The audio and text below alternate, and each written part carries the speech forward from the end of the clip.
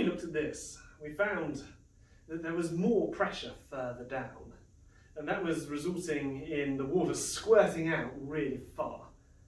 Why was there more pressure further down? Because there was a greater weight of liquid above it, pressing it down, causing more pressure. But does it matter about the shape of this container? What if this container was vase-shaped, or if it was pyramid-shaped? Would it affect the pressure down here? Well, take a look at what I've got here. Just come closer so you get a better view. This is a rather strange looking beaker. This beaker is attached by a piece of hose to this piece of glassware here, and it has a wiggly wobbly pipe, it has a vase shaped pipe, it has an ampule shaped pipe, and it has some random pipe at a funny angle. But look what happens when I pour in this fluorescein. In goes the fluorescein, and you should start to see the fluorescein is now trickling along the pipe. Take a look at this.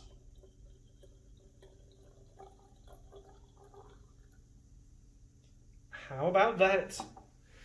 The level is the same in every single pipe. It does not matter the shape of the pipe. The level of water or fluorescein has reached the same level in each one. Now, how can that be?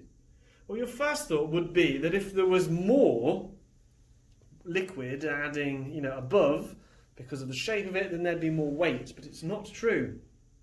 What in fact is going on here is that the only thing that matters is the vertical height of the liquid. It's creating the same pressure here as all places at this depth.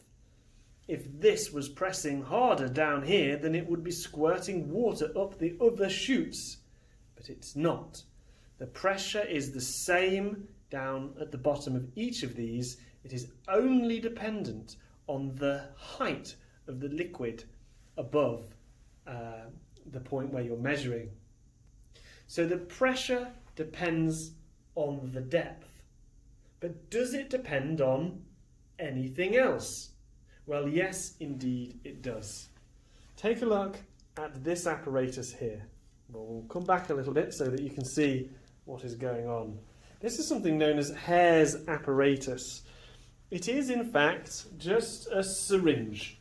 And with this syringe, I'm going to move it just to the left so I don't knock my fluorescein. I have two beakers. And what I'm going to do is I'm going to put liquid in both of these beakers. So what I have here, I've got two things. I've got some water, and I'm going to put that in this beaker just here. Blub, blub, blub, blub. Oops, it's coming out. There we go. Lovely jubbly. And what I have in the other is I have ethanol. Now, ethanol is a different liquid. It's just easier for me to pour it straight in. There we go. Be careful with ethanol, very strong alcohol. In it goes. Woohoo. Oh, nice. And now what I'm going to do is I'm going to put them under the same pressure. So I'm going to basically blow the syringe, which is full of air, out. It should bubble through both, which they basically do. Now watch what happens when I suck the liquid up. Can you see?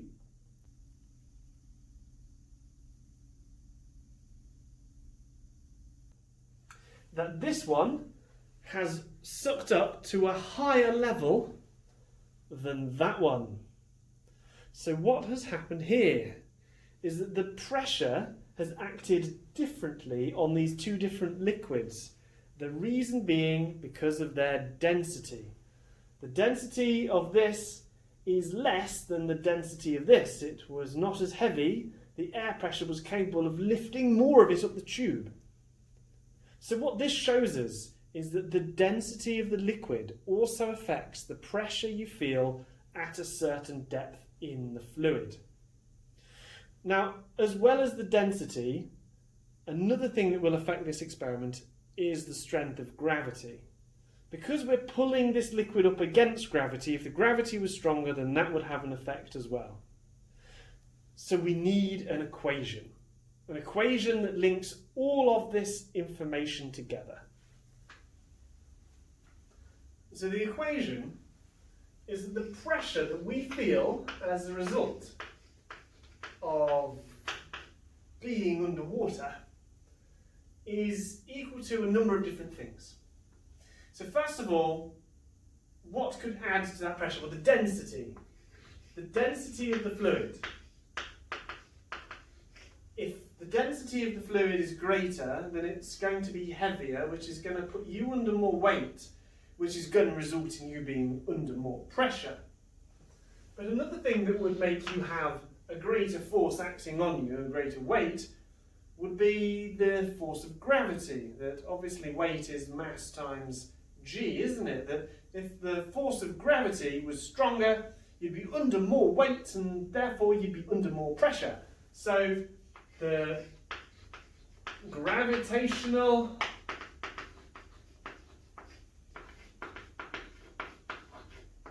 field strength. And finally, what this fluorescein experiment showed us was the only other thing that it depends on was just the height of liquid above your head and no other factors, not the shape nor anything.